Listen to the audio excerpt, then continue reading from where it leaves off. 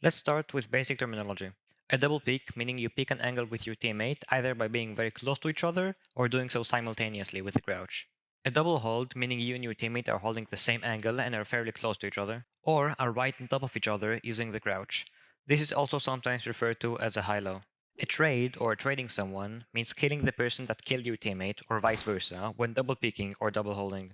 Not to be confused with a refrag, meaning killing the person that killed your teammate without a double peek or hold. In a fair 50, meaning a fair one-on-one duel with an opponent, that means taking a fight with someone that has a worse or better gun is not a 50. On angle means holding any angle from a common spot, while an off angle means holding an angle from an uncommon spot. Crossfire means having two people hold the same angle in such a way that the person entering can't isolate them. Contact, meaning an enemy has seen you, which is helpful in a contact setup, meaning one teammate is holding an angle from one spot, and a teammate is simply hiding in another spot to peek whenever the first person makes contact. Baiting for your teammate means making contact with the enemies in order to take their focus away from your teammate. Baiting your teammate, however, means letting your teammate go in alone and letting their death go untraded. So how do you actually coordinate with your teammates? Well, if you have 4 monkeys on your team that die every single round without doing anything, you can still make use of them by forcing teamplay. So for example, if you see a teammate that just likes to run in headfirst every single time, keep in mind you won't be able to trade him if you just run straight in, but you can refrag him by staying behind him and using him as a human proximity sensor to find the enemies for you. Or say you have a teammate that just plays on site and holds a door.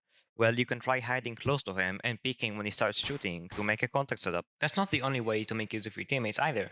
Let's go back to the human proximity sensor from before. You can also flash for him to increase his chances of living, or reach a wall for him when he's about to go in and to split the enemy's focus. You can trade teammates that like to clear every angle, play in some rat spot offside if your teammates like playing aggressive. I could go on forever. The main takeaway is, look at what your teammates are doing and try to think of a way to capitalize off of it. Keep in mind, doing the wrong play with your team is better than doing the right play by yourself. So if you can't control your teammates, even if you know that what they're doing is not the right play, support them. However, if your teammates do listen to you, or if you're in a team environment, then you can do a whole lot more.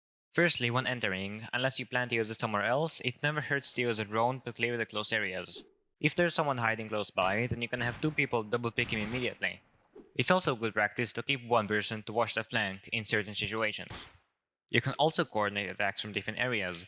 So for example, after we entered Orange Hallway here, we can have someone hot drop to pinch the guy in lockers. Just don't forget to clear any tripwires or static field limiters first. When you're in a team environment, you can also make setups beforehand.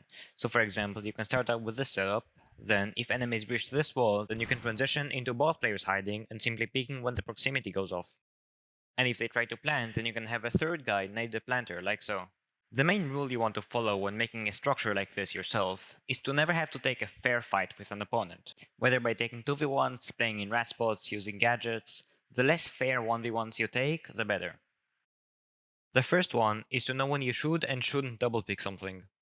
A good rule of thumb is that if a place has a lot of on angles really close to each other, then a double pick is a bad idea.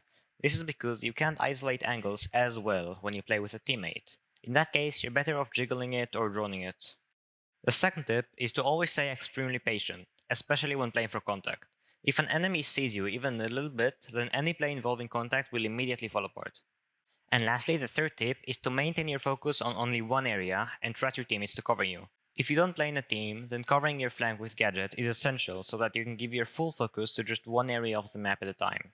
And I'm going to end this video with a fun fact. This video has neither an intro nor an outro.